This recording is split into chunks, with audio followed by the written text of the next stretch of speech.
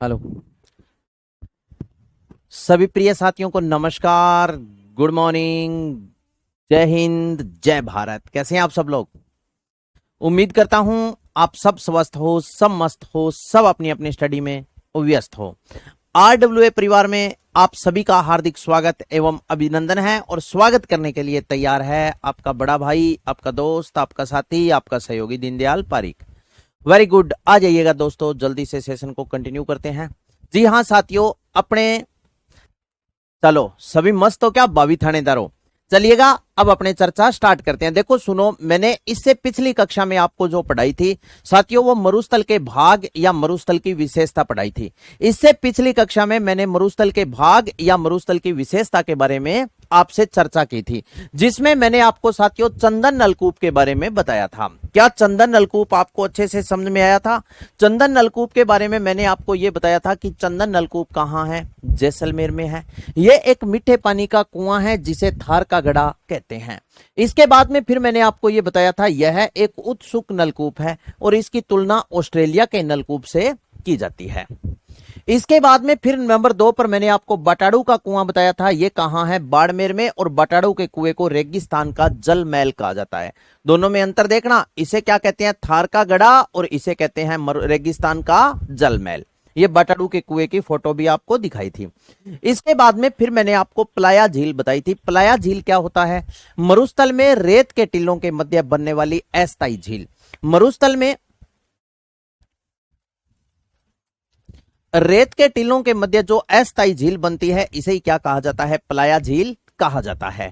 ठीक है। इसके बाद में फिर मैंने आपको बताया था कि प्लाया झील सूखने के बाद बची भूमि को क्या कहते हैं? रन या टाट कहा जाता है। टाट बा ना समझ लियो, रन या टाट कहते हैं। जैसे ये प्लाया झील है, ये सूखी भूमि क्या है? रन या टाट। इसके बाद में इससे पिछली कक्षा में अपने जो चर्चा की थी वो एक बार मैं रिपीट कर रहा हूं। इसके बाद में मैंने आपको खड़ीन बताया था। यह क्या है? जल संग्रहण की कृत्रिम पद्धति है साथियों। खड़ीन का निर्माण खेतों में वर्षा जल एकत्रित करने हेतु जैसलमेर के पालीवाल ब्राह्मणों ने 15वीं शताब्दी के आसपास करवाया था। और आप ये भी बोल रहे थे कि सर राहुल पालीवाल सर के दादाजी परदादाजी ने बनाई थी। यही है वो खड़ीन, ठीक है ना। और खड़ीन के चारों तरफ की जाने वाली कृषि को क्या कहा जाता है? खड़ीन कृषि कहा जाता है।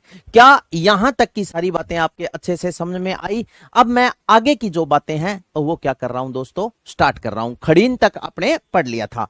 खड़ीन के बाद में नेक्स्ट आगे बात करते हैं। देखो सुनो, जालरा। जालरा क्या होता है? तालाबों से रिसाव होने वाले जल को एकत्रित करने का साधन और प्राचीन समय में पूजा हेतु उपयोगी जल यानी पवित्र जल था जालरा का। सर्वाधिक जालरे कहां है? जोधपुर में। जालरा तीन तरफ से क्या होता था? पक्का। ये देखो, ये क्या है? जालरा। चलो फिर इसके बाद में नाडी। नाडी क्या है? एक जल संग्रहण की पत्ती है और इसका निर्माण मारवाड़ में राव जोधा ने करवाया था। नाडी का निर्माण किसने करवाया था? मारवाड़ में। मारवाड़ या ऐसे बोल सकते हैं मारवाड़ या जोधपुर में इसका निर्माण करवाया था। और किसने करवाया था? राव जोधा ने। ये जोधा वही है जिसने 1459 में मेहरानगढ़ दुर्ग की नींव रखी थी। है ना। ये जोधा वही है जो मारवाड़ से भागा था। रणमल का बेटा है। जोधा बाज सके तो बाज थारो, रणमल मारियो जाए, कुंभा पीछे पीछे जोड़ियो। ये वही जोधा है। कुंभा और जोधा के मध्य आवल बावल की संधि हुई थी। आवल बावल की संधि, ठीक है। मारवाड़ और मेवाड़ की सीमा का निर्धारण हुआ था। नाडी। नाडी के बाद में नेक्स्ट अपने बात करते हैं दोस्तों। अब आज का सेशन यहां से स्टार्ट होता है। इससे पीछे की सारी बातें मैंने आपको इससे पिछली कक्षा में बता दी थी। अब अपने 7 नंबर पर मैं लिख रहा हूं आगोर। आगोर जानते हो क्या? आगोर किसको बोलते हैं दोस्तों? आगोर बोला जाता है वैसे तो आंगन को। तो आगोर का मतलब क्या है? आंगन में वर्षा जल एकत्रित करने हेतु जो छोड़ा गया स्थान होता है उसे क्या कहते हैं? आगोर कहते हैं। क्योंकि प्राचीन समय में आपको पता ही है पेयजल हेतु उपयोगी बरसात का पानी एकत्रित करते थे, पीने में सबसे ज्यादा उपयोग करते थे। अगर फिर भी अगर एक्स्ट्रा स्टॉक हो गया तो खेती वगैरह में भी, लेकिन प्राथमिकता पेयजल को ही दी जाती थी। आगोर। आगोर का मतलब क्या होता है? आंगन में वर्षा का जल एकत्रित करने हेतु। क्या लिखा मैंने? आंगन। आंगन में वर्षा जल संग्रहण हेतु, वर्षा जल संग्रहण हेतु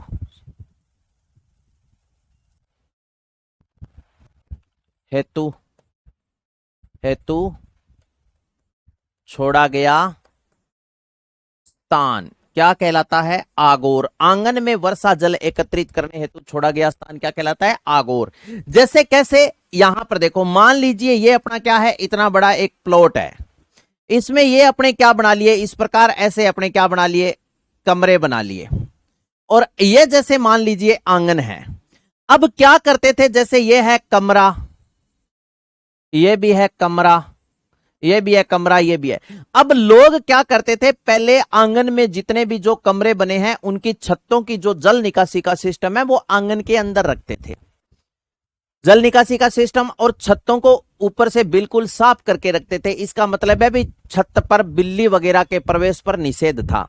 अगर फिर भी बिल्ली वगैरह चढ़ेगी तो डेली 2-3 राउंड लगा गए और पूरी कस्टडी यानी गश्ती करके ध्यान रखता भी कुदरती बिल्ली कटई कोई फास्फोरस को ढेर ना मार दियो है। अगर बिल्ली छत पर चढ़ जाए तो ध्यान है पानी में फास्फोरस, पोटास, हाँ या ना, सारा मिनरल मिला दे, तो छत बिल्कुल पोचा पाचा लगा के, यानी पहले क्या होता था आपको पता है, लिपा पोती करते थे, गारो गुरो लगा के, केकल कुकल लगा के छत बिल्कुल साफ रखता।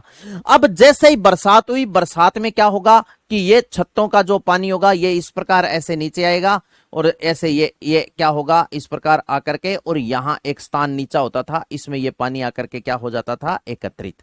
इसे क्या बोला जाता था, ये कहलाता था आगोर। ये जो गड्ढा होता था, इस गड्ढे को ही अपने क्या कहा जाता था, ये जो जैसे ये जो यहां पर क्या बना दिया, ये गड्ढा, इसमें आकर के ये पूरा का पूरा पानी एकत्रित हो जाता था, और इसे, इस गड्ढे को ही क्या बोलते थे, आगोर। समझ गए? तो आंगन में वर्षा जल एकत्रित करने हेतु छोड़ा गया स्थान क्या कहलाता है, आगोर कहलाता है। चलिएगा, इसके बाद में नेक्स्ट अपने 8 नंबर पर बात करेंगे दोस्तों पायतान के बारे में। पायतान 8 नंबर पर मैंने लिखा पायतान, पायतान। चलिएगा, पायतान क्या होता है दोस्तों, सुनो ध्यानपूर्वक। पायतान क्या होता है, पायतान की आपको मैं फोटो दिखाऊंगा। पायतान ऐसे बोल सकते हैं अपने पेयजल हेतु उपयोगी डिग्गी। डिग्गी को साथियों कई जगह टैंक बोलते हैं, कई जगह टांका बोलते हैं, जैसे मरुस्थलीय क्षेत्र में डिग्गी को टांका बोलते हैं, टांका, टोबा, टैंक, डिग्गी कुछ भी है। क्या करते थे कि पहले उसके चारों तरफ का पक्का क्षेत्र रखते थे, उसी पक्के क्षेत्र को क्या बोला जाता था, पायतान। पहले मैं लिखता हूं, उसके बाद में आपको इस पायतान की फोटो भी दिखाऊंगा। तो पायतान क्या होता है साथियों, जैसे अपने बोल सकते हैं साथियों पेयजल हेतु, पेयजल हेतु हेतु उपयोगी, उपयोगी ऐसे बोल सकते हैं डिग्गी, या साथियों इसे बोलते हैं टांका, या बोल सकते हैं टोब, डिग्गी या फिर टांका के चारों तरफ का, चारों तरफ का पक्का क्षेत्र, चारों तरफ का पक्का क्षेत्र, चारों तरफ का पक्का क्षेत्र, पक्का क्षेत्र, चारों तरफ का पक्का क्षेत्र क्या कहलाता है, पायतान कहलाता है। अब आप फोटो देख लो, पायतान होता क्या है, ठीक है ना, क्योंकि फोटो से पायतान आपको बहुत अच्छे से याद रहेगा, इसमें कोई संदेह नहीं है। यहां पर मैं आपको दोस्तों दो फोटोएं दिखाऊंगा, ठीक है ना। क्या आपको ये फोटो दिखाई दे रही है? एक फोटो आपको मैं और दिखाऊंगा, यहां पर कितनी फोटो दिखाऊंगा, 2 फोटो। ये देखिए दोस्तों, ये क्या है कि इस प्रकार की, जैसे आपको पता ही है टांका, टोबा, डिग्गी मरुस्थल में ज्यादा बनाते हैं, बताओ हाँ या ना। अब क्या करते हैं कि जैसे इस डिग्गी के चारों तरफ का आपको पक्का क्षेत्र दिखाई दे रहा है या नहीं दे रहा, ये देखो सुनो, जैसे ही बरसात हुई, बरसात होने के बाद में इस डिग्गी के ऊपर जैसे ये क्या हो रही है, बरसात हो रही है, ये क्या आ रही है, ऊपर से बरसात आ रही है। ये अब जैसे ये बरसात हुई, बरसात होने के बाद में इस डिग्गी का जो पानी है वो धीरे धीरे करके यहां आ जाएगा, बताओ हाँ या ना। और यहां आने के बाद में ये पानी इस डिग्गी के अंदर है चला जाएगा। तो ये जो चारों तरफ का जो पक्का क्षेत्र है इसे ही क्या बोलते हैं, पायतान बोलते हैं। ये जो क्षेत्र है, ये जो पक्का क्षेत्र है, ये क्या कहलाता है, ये कहलाता है पायतान। क्या कहलाता है, पायतान। आगोर आंगन में वर्षा का जल स्टोर करने हेतु छोड़ा गया स्थान, और पायतान क्या होता है, जो ये टांका या टोबा या अपने डिग्गी बोल सकते हैं, इसके चारों तरफ का पक्का क्षेत्र क्या कहलाता है? पायतान। अब ये भी एक पायतान का उदाहरण है। जैसे यहां इसके चारों तरफ जो पानी होगा वो इसमें जाएगा और ये थोड़ा सा गहरा होता है। ये देखो यहां जो ये गड्ढे हैं ना, आपको दिखाई दे रहा होगा, ये गड्ढे गहरे हैं क्योंकि जो भी मिट्टी है ना वो क्या करती है, इसके अंदर नीचे रुक जाती है और फिर शुद्ध पानी अंदर जाता है। इसे क्या बोला जाता था? पायतान। तो पेयजल हेतु उपयोगी टांका, टोबा, डिग्गी के चारों तरफ का पक्का क्षेत्र पायतान कहलाता है। मुझे नहीं लगता यहां पायतान तक आपको कोई दिक्कत है। फोटो मैंने इसीलिए दिखाई है कि आपके याद हो जाए ये पायतान। इसके बाद में नेक्स्ट अपने बात करेंगे दोस्तों, आपने नाम सुना है क्या समगांव का? 9 नंबर लगा करके मैं लिख रहा हूं समगांव। समगांव, और ये समगांव कहां पड़ता है? समगांव आप याद रखना ये पड़ता है जैसलमेर में। जैसलमेर में समगांव कहां है? जैसलमेर में। इसकी एक मोस्ट इंपोर्टेंट विशेषता है समगांव जैसलमेर। साथियों ये क्या है? राज्य का या राज्य का, यही है पूरे राजस्थान का ही राज्य का पूर्णतः वनस्पति रहित क्षेत्र। पूर्णतः राज्य का पूर्णतः वनस्पति रहित क्षेत्र। वनस्पति रहित क्षेत्र। रहित क्षेत्र। राज्य का पूर्णतः वनस्पति रहित क्षेत्र कौन सा है? तो आपका उत्तर होगा समगांव जैसलमेर। साथियों नेक्स्ट बात याद रखना, यहां सनसेट पॉइंट है। यहां सनसेट पॉइंट है। सनसेट, सनसेट पॉइंट, पॉइंट है। इसे बोल सकते हैं साथियों डूबते सूर्य का नजारा। डूबते सूर्य का नजारा। सूर्य का नजारा या नजारा या डूबते सूर्य का दृश्य यहां पर बहुत ही सुंदर देखा जाता है। समगांव जैसलमेर राज्य का पूर्णतः वनस्पति रहित क्षेत्र है। ठीक है ना? अब 2 फोटोएं मेरे को यहां दिखानी पड़ेगी रे साथियों आपको। चलिएगा, राजस्थान का पूर्णतया वनस्पति रहित क्षेत्र ये है दोस्तों वो समगांव। और समगांव कहां है? ये जैसलमेर में। ये है राजस्थान का पूर्णतः वनस्पति रहित क्षेत्र। बालू मिट्टी के अलावा यहां पर कुछ भी देखने को नहीं मिलता और पर्यटक भी यहां पर खूब जाते हैं इन दौरों का आनंद लेने के लिए। यह है समगांव। इस प्रकार इतने बड़े बड़े विशाल काय दौरे, कैमल राइड, ऊंटों की सवारी भी यहां पर करते हैं। ठीक है ना? एक फोटो आपको और दिखाऊंगा जिसमें आपको सनसेट पॉइंट, डूबते सूर्य का नजारा देखा जाएगा। ये देखो कितना सुंदर दृश्य है। ये है साथियों सनसेट पॉइंट। ये क्या है? Sunset point. इसको क्या बोलते हैं? Sunset point. यह है डूबते सूर्य का नजारा। डूबते सूर्य का नजारा, सूर्य का दृश्य, ऐसे लिखते हैं डूबते सूर्य का दृश्य। डूबते सूर्य का दृश्य यह है सनसेट पॉइंट। साथियों आपको पता ही होता है कि जब सूर्य अस्त होता है, सनसेट होता है, तो सूर्य का जो रंग है यानी सूर्य का वर्ण कैसा हो जाता है? रंग कैसा हो जाता है? पीला, यानी गोल्डन, सोने के कलर को। अब जैसे ऐसा क्यों दिखाई देता है, इसका क्या कारण है? अब जैसे मिट्टी आपने देखी है, बालू मिट्टी। बालू मिट्टी में आपने चमकीले कण देखे होंगे। बालू मिट्टी अगर मान लो बहुत से दोस्त ऐसे हैं जो कोटा साइड की है, वो ये भी बोल सकते हैं कि सर हमने तो बालू मिट्टी ना देखी। बहुत से मेरे दोस्त पूर्वी राजस्थान में भी हो सकता है कोई ऐसे बोल दे बालू मिट्टी हमने नहीं देखी। ठीक है? बहुत से साथी मध्य प्रदेश, कोई महाराष्ट्र का कोई जुड़ा है अपने से, यूपी के है, बोले कि गुरुजी बालू मिट्टी मार तो कोनी। तो साथियों आपने ब्रेती जानते हो क्या क्या होती है? जैसे अपने क्या करते हैं सीमेंट में मिला करके और दीवारों के क्या करते हैं वो लिपाई वगैरह का काम, पक्की दीवारों को। हाँ, पक्की दीवारों पर अपने क्या करते हैं? सीमेंट करते हैं। बताओ हाँ या ना? सीमेंट में मिला करके, जिसे ब्रेती बोलते हैं, रेता भी बोलते हैं कई जगह उसको। एक तो होती है क्रेसर बजरी और एक होती है ब्रेती, जैसे ब्लैक से कलर की होती है, पूरी ब्लैक नहीं है, थोड़ी सी कम। सीमेंट में मिला करके और ऐसे दीवारों को लिपते हैं। उसमें भी आपने देखे होंगे छोटे छोटे चमकीले कण होते हैं।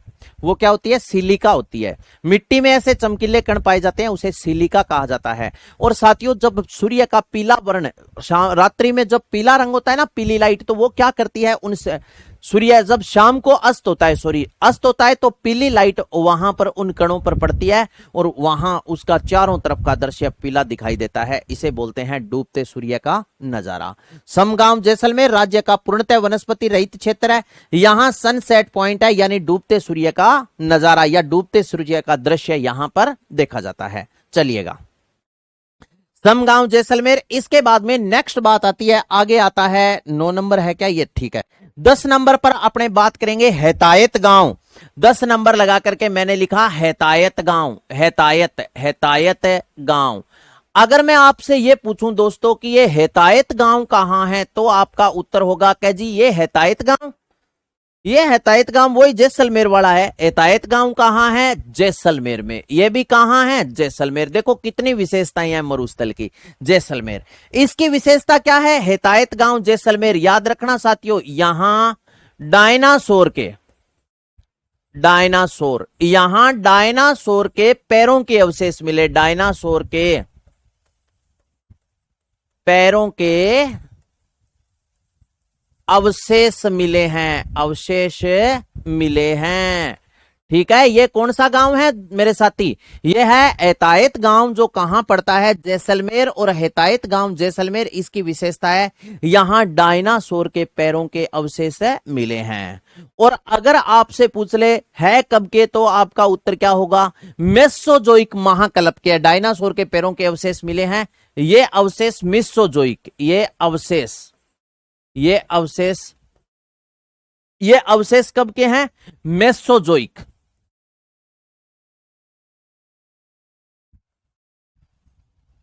मेसोजोइक महाकल्प के हैं, मेसोजोइक महाकल्प के हैं। ये अवशेष कब के हैं, अगर आपसे पूछ ले तो ये अवशेष है मेसोजोइक महाकल्प के। फोटो देख लो भाई, इसकी फोटो ये रहे रे, डायनासोर के पैरों के अवशेष ये रहे। फोटो दिखाई दे रही है क्या, ये है डायनासोर के पैरों के अवशेष, ये देखो, ये रहे, ये क्या है, डायनासोर के पैर है, ये अवशेष मिले हैं। और ये कौन से, मेसोजोइक महाकल्प के, हैतायत गांव जैसलमेर। यहां डायनासोर के पैरों के अवशेष मिले हैं, ये अवशेष मेसोजोइक महाकल्प के माने जाते हैं। कौन से के, मेसोजोइक के। चलिएगा, इसके बाद में नेक्स्ट आ जाता है 11 नंबर लगा करके मैं लिख रहा हूं आक्कल गांव जैसलमेर। 11 नंबर लगा करके मैंने लिखा आक्कल गांव। और अगर ये पूछ ले आक्कल गांव कहां है, तो आक्कल गांव कहां है दोस्तों, आक्कल गांव है जैसलमेर में। आक्कल गांव कहां है, जैसलमेर। आक्कल गांव कहां है, जैसलमेर में, जैसलमेर। आक्कल गांव कहां है, जैसलमेर में। यहां एक विशेषता याद रखना साथियों, आक्कल गांव जैसलमेर, यहां पर है Akal wood Fossil Park. Akal wood Fossil Park, Akal wood Fossil Park. और यह है क्या, याद रखना साथियों, 18,000 करोड़ वर्ष पुराना जीवाश्म पार्क है। ये जीवाश्म पार्क 18,000 करोड़ वर्ष पुराना जीवाश्म पार्क है, जिसे अपने बोलते हैं आक्कलवुड फॉसिल पार्क। और ये आक्कलवुड फॉसिल पार्क कहां है, आक्कल गांव जैसलमेर में। क्या दोस्तों, मैंने आपको इस आक्कलवुड फॉसिल पार्क की फोटो दिखाई थी, जो आक्कल गांव जैसलमेर में है। अब आपको एक बार पुनः इसकी मैं फोटो दिखा देता हूं। आक्कलवुड फॉसिल पार्क जो आक्कल गांव जैसलमेर में है, इसकी फोटो देख लो भाई। एक बार मैंने आपको पहले इसकी फोटो दिखाई थी, बताओ हाँ या ना, दिखाई थी ना, हाँ। चलिएगा, कहां गया रे आक्कलवुड फॉसिल पार्क। उर्मिका की भी फोटो दिखाई थी, हमादा रेग इर्ग,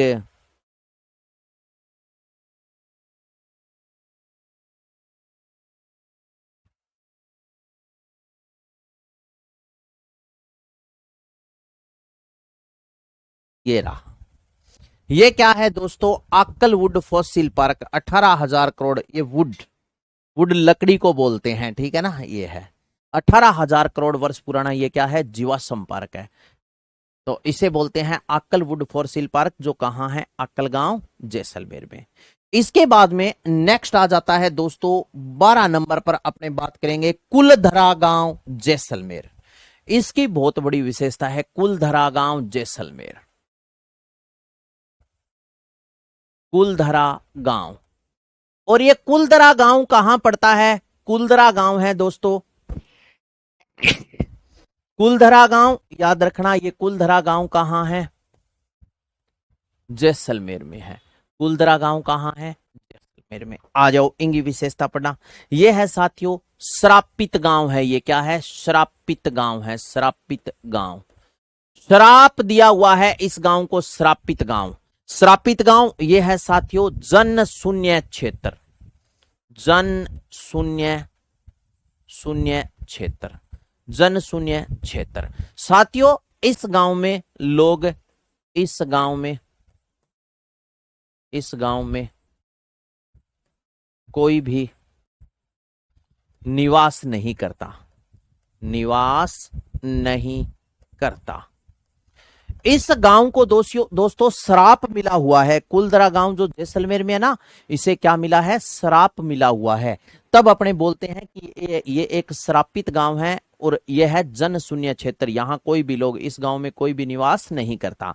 आप एक काम करना, गूगल पर सर्च करना कुलधरा गांव जैसलमेर, फिर आपको पता चलेगा भी इस गांव को श्राप मिला है, इसमें जो भी लोग रहते थे वो सारे उजड़ गए, ये वो। ठीक है, तो कुलधरा गांव जैसलमेर। अपने लिए जो इंपॉर्टेंट पर्सन आपसे ये नहीं पूछेगा भी अटा कितना भूत है, रात में भूत दिख है के दिन में भूत दिख है के, पेपर में ना पूछा जाएगा दोस्त तामते। आपसे यही बात पूछी जाएगी कि राजस्थान का जन शून्य क्षेत्र कौन सा है, तो आपका उत्तर क्या होगा?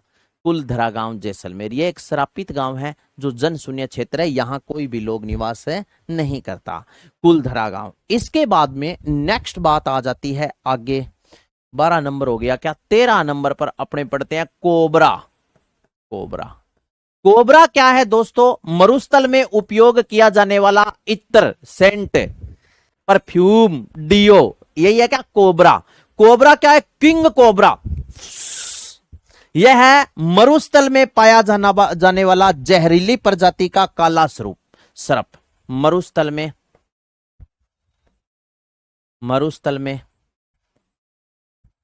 पाया जाने वाला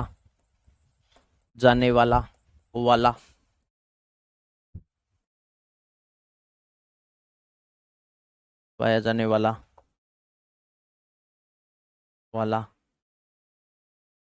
जहरीला सांप। जहरीला क्या है दोस्तों? ये सांप है, जहरीली प्रजाति का जहरीला सांप, मरुस्थल में पाया जाने वाला जहरीला सांप। कोबरा, कालो नाग। ठीक है, और कोबरा अगर आपसे पूछ ले साथियों रंग, तो आपका याद क्या होगा? उत्तर क्या होगा? इसका रंग कैसा होता है? रंग होता है काला, कालो नाग।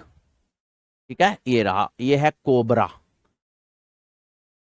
लो जी,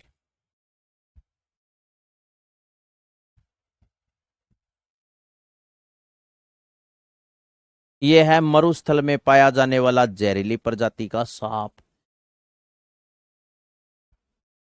बोलिए गोगा जी महाराज की जय, बोलिए तेजा जी महाराज की जय। ठीक है ना, ये रहा।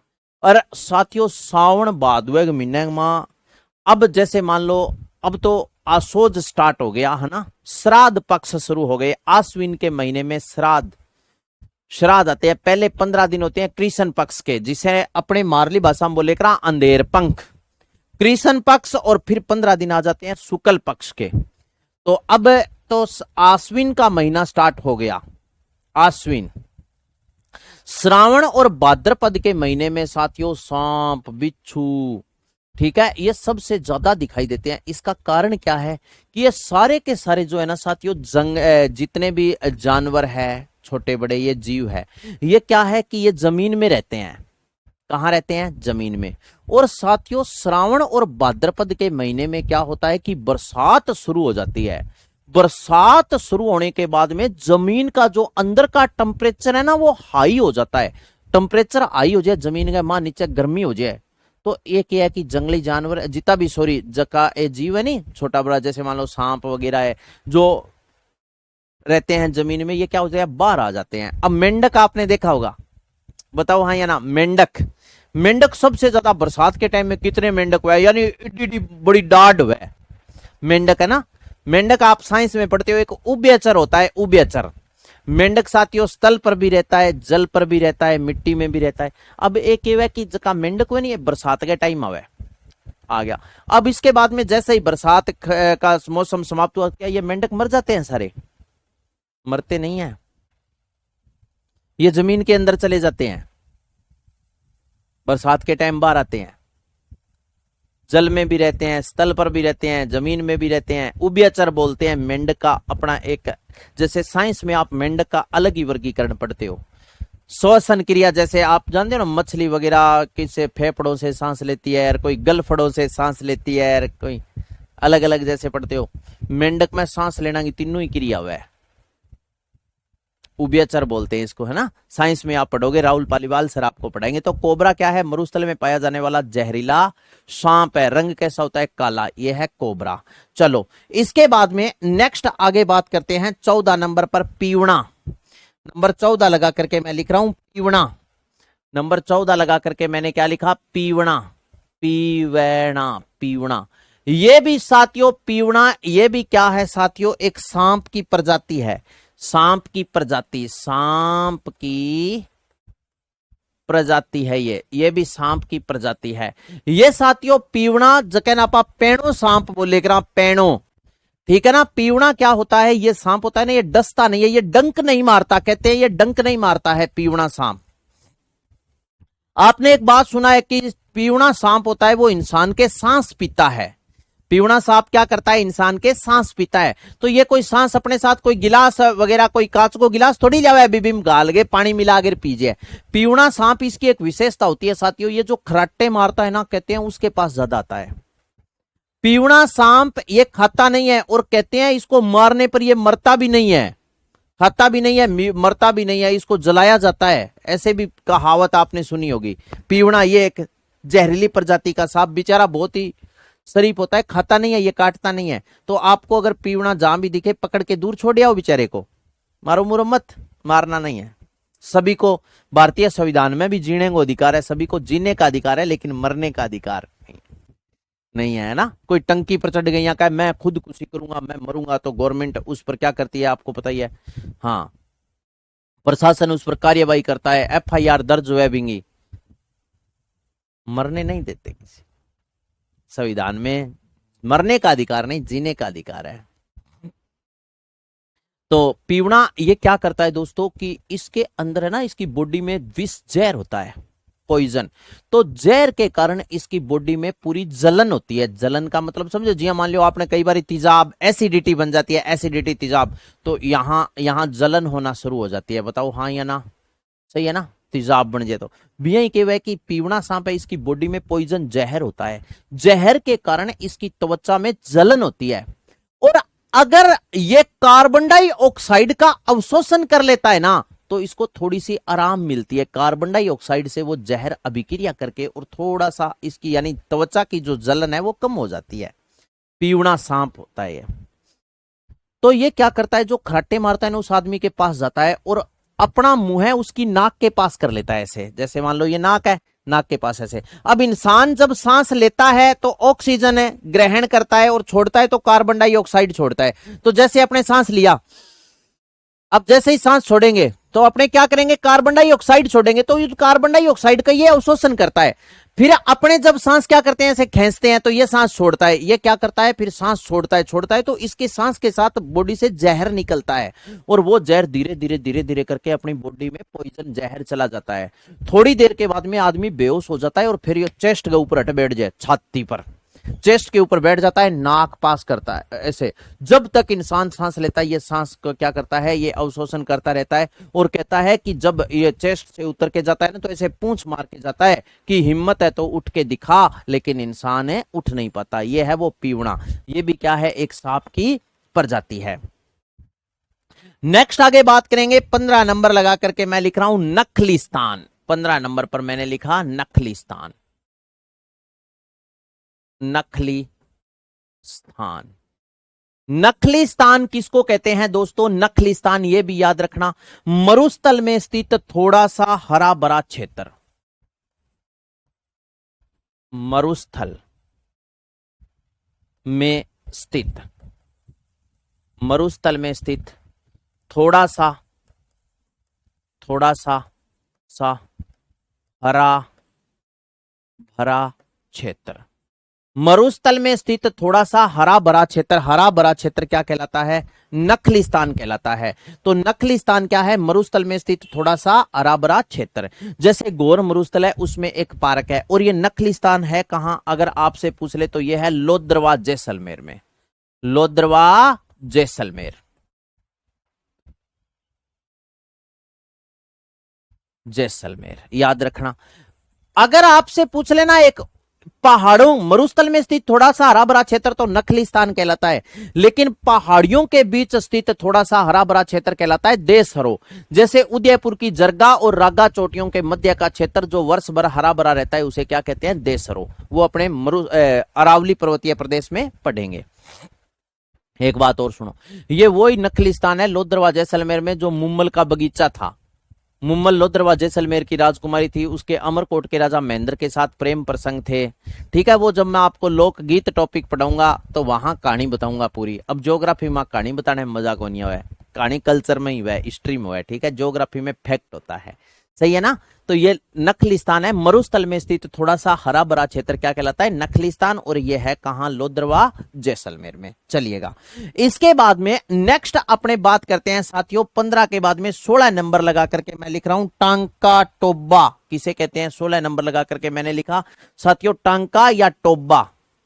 टांका या इसको क्या बोलते हैं? टोबा। टांका या टोबा ये क्या होता है साथियों? पेयजल हेतु उपयोगी, पेयजल, पेयजल हेतु उपयोगी, इसको अपने बोल सकते हैं साथियों डिग्गी, या क्या बोल सकते हैं? टैंक। पेयजल हेतु उपयोगी डिग्गी या टैंक क्या कहलाता है? टांका या टोबा। और ये होता कहां है? जमीन के अंदर अपने बनाते हैं। ठीक है, पेयजल हेतु उपयोगी टांका या टैंक ये होता है ढक्कन युक्त, ढक्कन युक्त, ढक्कन युक्त, इसके ऊपर ढक्कन लगा होता है। ठीक है, टांका या टैंक ढक्कन युक्त होता है, इसे क्या बोलते हैं? टोबा या टांका या टोबा बोलते हैं। नेक्स्ट बात करते हैं रेगिस्तानी मार्च। नेक्स्ट नंबर 18 लगा करके मैं लिख रहा हूं रेगिस्तानी, रेगिस्तानी मार्च। अगर मैं आपसे पूछूं साथी रेगिस्तानी मार्च किसको कहा जाता है तो आपका उत्तर होगा मरुस्थल का विस्तार, मरुस्थल का विस्तार, मरुस्थल का विस्तार इसे कहा जाता है रेगिस्तानी मार्च, मरुस्थल का विस्तार। साथियों याद रखना रेगिस्तानी मार्च हेतु इसके लिए ऐसे लिखते हैं, इसके लिए, इसके लिए, लिए, लिए नाचना, नाचना, नाचना कहां पड़ता है? जैसलमेर। इसके लिए नाचना जो कहां पड़ता है? जैसलमेर। प्रसिद्ध है, प्रसिद्ध है। इसके लिए नाचना जो कहां पड़ता है? जैसलमेर में। इसके लिए नाचना जैसलमेर प्रसिद्ध है। रेगिस्तानी मार्च, मरुस्थल का विस्तार, इसके लिए प्रसिद्ध कौन है? नाचना जैसलमेर। नाचना जैसलमेर रेगिस्तानी मार्च हेतु प्रसिद्ध माना जाता है। समझ गए बात? रेगिस्तानी मार्च। चलिएगा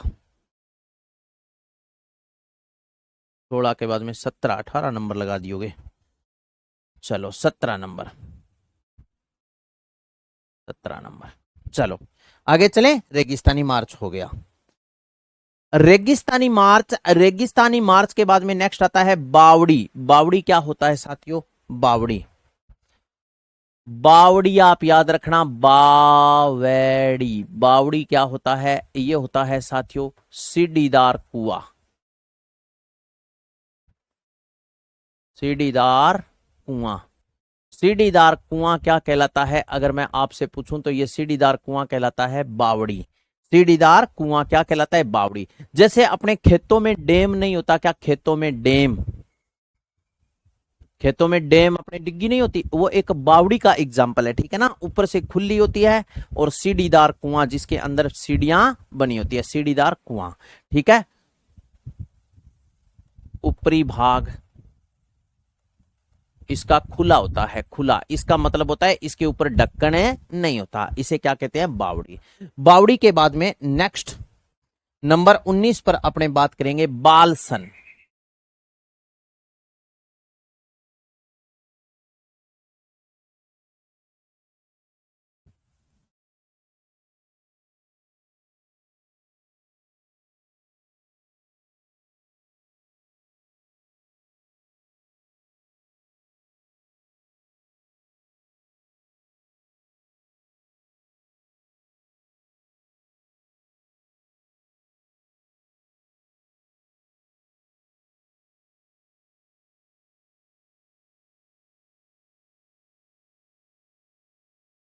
हेलो, चलो, बावड़ी हो गया, सीढ़ीदार कुआं, ऊपरी भाग क्या होता है, खुला होता है, ऊपरी भाग खुला, इसका मतलब है भी इसके ऊपर क्या नहीं होता, ढक्कन नहीं होता, इसे अपने क्या बोलते हैं, बावड़ी। चलो, बावड़ी के बाद में नेक्स्ट बात करते हैं बालसन। बहुत बार पेपर में पूछा जाता है बालसन। बालसन क्या होता है दोस्तों, बालसन किसे कहते हैं, बालसन, बालसन क्या होता है।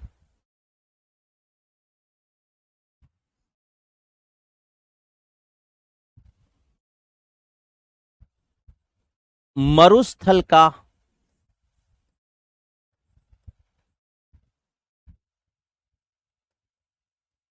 मरुस्थल में स्थित, ऐसे लिखते हैं, मरुस्थल में स्थित, स्थित पहाड़ियों से, पहाड़ियों से गिरा क्षेत्र, क्षेत्र जिसमें, अरे यार कलर चेंज करना था ना, मरुस्थल में स्थित, मरुस्थल में स्थित पहाड़ियों से, मरुस्थल, मरुस्थल में स्थित, में स्थित, स्थित पहाड़ियों से गिरा क्षेत्र, क्षेत्र जिसमें, जिसमें चारों तरफ से, चारों तरफ से पानी आकर एकत्रित हो जाता है, जिसमें चारों तरफ से पानी आकर एकत्रित होता है, इसे क्या कहा जाता है, बालसन कहा जाता है। जैसे फॉर एग्जांपल आपने एक नाम सुना है सांबर झील का, राजस्थान में कौन सी झील बालसन का उदाहरण है, तो आपका उत्तर क्या है, सांबर झील। जैसे सांबर झील जयपुर, अजमेर और नागौर में फैली है, इस प्रकार ये है सांबर झील। अब सांबर झील में इधर से इधर से इधर से और इधर से चारों तरफ से, जैसे रूपनगढ़ नदी का पानी आ गया, ठीक है, इसके बाद में खंडेल नदी का पानी, खारी नदी का पानी जो खंडेल जयपुर से निकलती है, इधर से फिर इसमें पानी आता है, इधर से पानी आता है, चारों तरफ से पानी आकर के एकत्रित हो जाता है, उसे क्या कहते हैं, बालसन। तो बालसन मरुस्थल में स्थित पहाड़ियों से घिरा क्षेत्र, हाँ, पहाड़ियों से घिरा क्षेत्र जिसके मध्य पानी एकत्रित, जिसमें चारों तरफ से पानी आकर एकत्रित होता है, वो क्या कहलाता है, बालसन। तो बालसन का अच्छा उदाहरण है वो क्या है साथियों, सांबर झील। नोट लगा करके आप लिखना चाहो तो सांबर झील एक बालसन का उदाहरण है, नोट। चलो आगे सांबर झील में पढ़ लेंगे, ये एक बालसन का उदाहरण है। इसके बाद में नेक्स्ट आगे चर्चा करते हैं। इसके बाद में लिखो मरहो, मरहो, मरहो, मरहो। मरहो क्या कहते हैं, मरहो किसे कहा जाता है, मरहो, मरहो क्या होता है दोस्तों, जटिल बालुका स्तूपों के मध्य निचली भूमि जो वर्षा काल में जलमग्न हो जाती है, इसे क्या कहते हैं, मरहो कहते हैं। जटिल बालुका स्तूपों के मध्य, यहां पर देखो बालसन क्या है, पहाड़ियों के मध्य, और मरहो क्या है, बालुका स्तूपों के मध्य निचली भूमि जो वर्षा काल में जलमग्न हो जाती है, उसे क्या कहा जाता है, मरहो कहा जाता है, याद रखना, मरहो। जटिल, जटिल बालुका स्तूपों के मध्य, बालुका, जटिल बालुका स्तूपों के मध्य, स्तूपों के मध्य जटिल बालुका स्तूपों के मध्य मध्य मध्य जटिल बालुका स्तूपों के मध्य निचली भूमि, निचली भूमि, भूमि जो वर्षा काल में जलमग्न हो जाती है, जो वर्षा काल में जलमग्न हो जाती है, जलमग्न मगन हो जाती है। जटिल बालुका स्तूपों के मध्य निचली भूमि जो वर्षा काल में जलमग्न हो जाती है उसे क्या कहा जाता है? मरहो कहा जाता है। ठीक है ना, मरहो। जैसे मान लीजिए इस प्रकार, ये क्या है, इस प्रकार ऐसे फैला हुआ बालू का स्तूप है, ये इस प्रकार फैला हुआ बालू का स्तूप होता है, इसके मध्य की ये जो भूमि है इसे क्या बोलते हैं? मरहो। ये क्या कहलाती है? मरहो। जटिल बालुका स्तूपों के मध्य निचली भूमि जो वर्षा काल में जलमग्न हो जाती है उसे मरहो कहते हैं। नेक्स्ट, कितना नंबर हो गया यार, मैं नंबर भूल जाऊं, 20, 21 नंबर पर अपने चर्चा करेंगे। आगे क्या बच गया यार? इनसेलबर्ग किसे कहते हैं? इनसेलबर्ग, इनसेलबर्ग, इनसेलबर्ग किसे कहा जाता है? इनसेलबर्ग क्या होता है साथियों? इनसेलबर्ग क्या होता है? मरुस्थल में इनसेलबर्ग क्या होता है? याद रखना, मरुस्थल में, मरुस्थल में ढाल नुमा पाई जाने वाली खड़ी चट्टान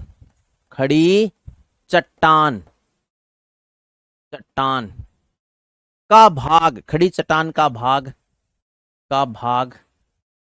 भाग जिसमें मिट्टी जमा हो जाती है, मिट्टी जमा हो जाती है, जिसमें मिट्टी जमा हो जाती है उसे क्या कहते हैं? इनसेलबर्ग कहते हैं। आप याद रखना साथियों, इनसेलबर्ग शब्द जर्मन भाषा का है, शब्द जर्मन भाषा का है, शब्द जर्मन भाषा का है।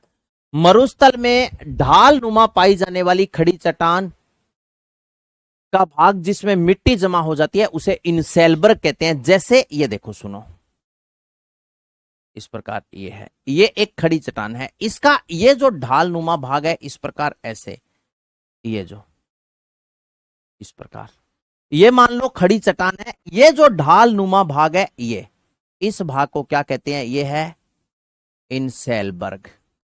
ये क्या है? इनसेलबर्ग है। ये भाग क्या है? इनसेलबर्ग।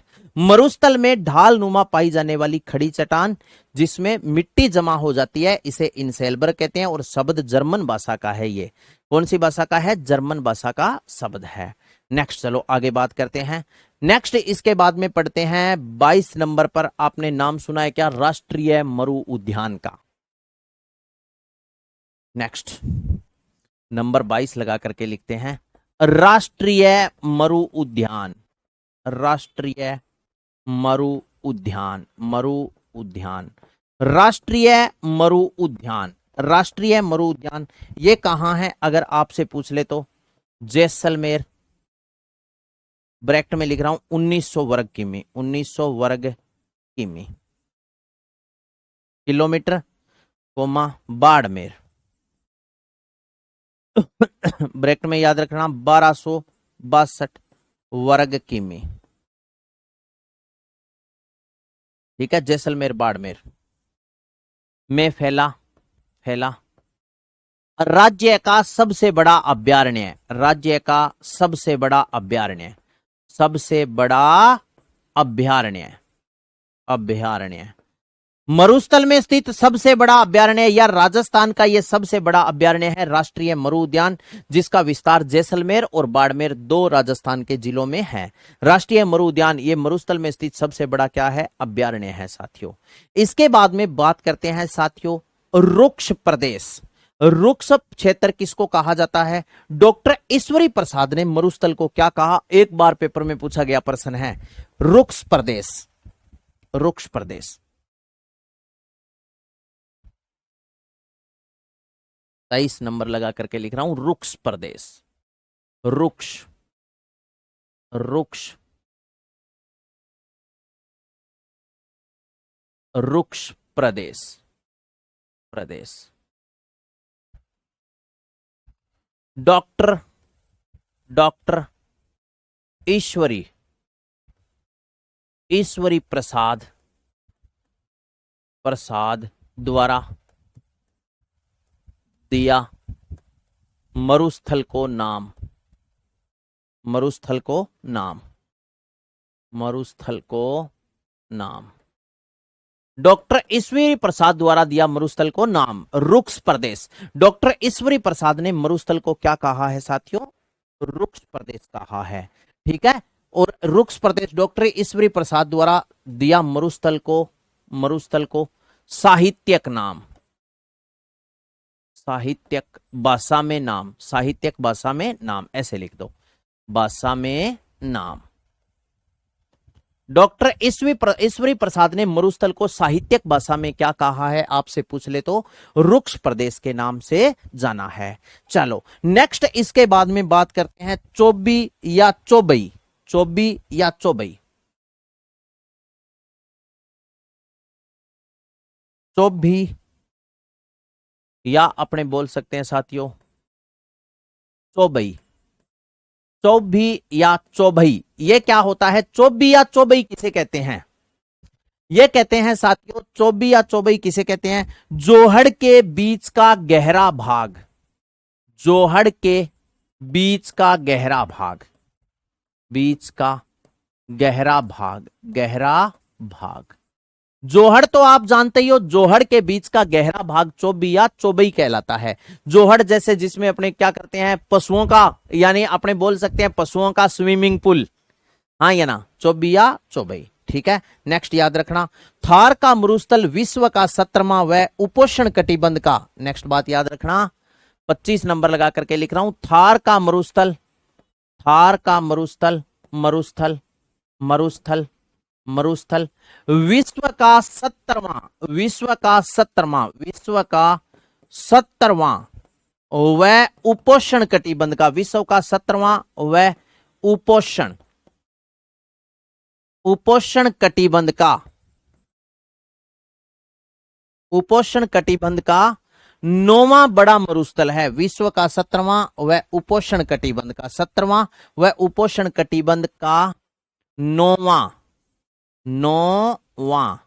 9वां बड़ा मरुस्थल है, बड़ा मरुस्थल है, ठीक है ना। विश्व का तो 17वां है साथियों, लेकिन उपोष्ण कटिबंध का ये क्या है? 9वां सबसे बड़ा मरुस्थल है। चलिए इसके बाद में नेक्स्ट आप लिख लेना साथियों, पश्चिमी मरुस्थल की प्रमुख नहर, पश्चिमी मरुस्थल की, मरुस्थल की प्रमुख नहर, प्रमुख है नहर। अगर आपसे पूछ ले पश्चिमी मरुस्थल की प्रमुख नहर कौन सी है, तो आपका उत्तर क्या होगा? इंदिरा गांधी नहर, इंदिरा गांधी नहर, यह है पश्चिमी मरुस्थल की प्रमुख नहर। कौन सी है? इंदिरा गांधी नहर। पश्चिमी मरुस्थल की प्रमुख नदी आपसे पूछ ले तो लूनी है। और पश्चिमी मरुस्थल का बड़ा बांध कौन सा है, तो आपका उत्तर हो जाएगा जोवाई बांध। पश्चिमी राजस्थान का सबसे बड़ा बांध कौन सा है? जोवाई बांध। 25 के बाद में नेक्स्ट देखो, 26 नंबर लगा करके मैं लिख रहा हूं, मरुस्थल की, पश्चिमी मरुस्थल की प्रमुख नदी, पश्चिमी मरुस्थल की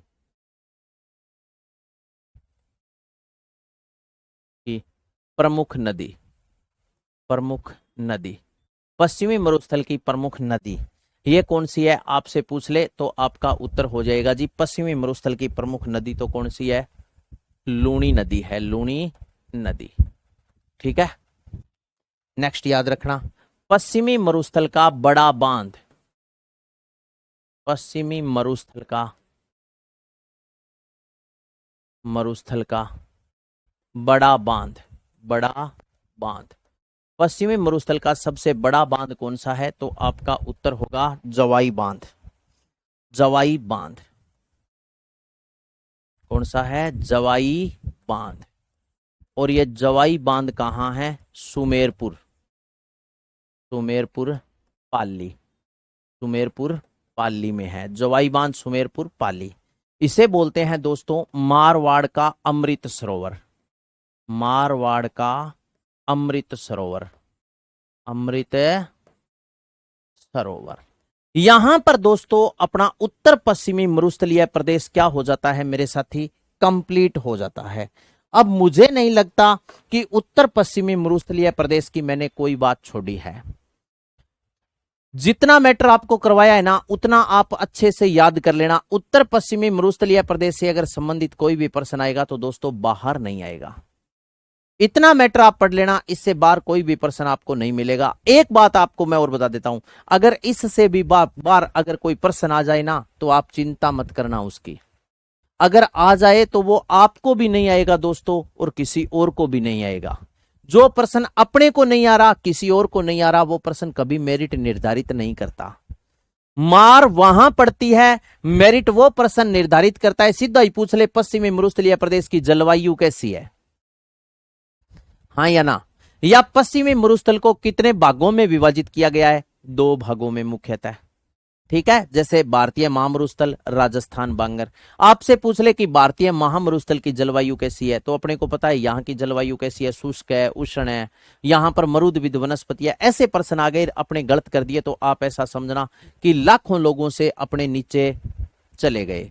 एक प्रश्न टफ सही किया तो नाम बराबर, यानी सैकड़ों बच्चे भी नहीं होंगे जिनसे अपने ऊपर जाएंगे, जबकि एक इजी प्रश्न गलत करने से लाखों बच्चों से नीचे चले जाते हैं। तो कल अपने पढ़ेंगे मध्यवर्ती अरावली पर्वतीय प्रदेश। Okay, all the best. मिलते हैं ब्रेक के बाद, तब तक के लिए सभी साथियों को राम राम।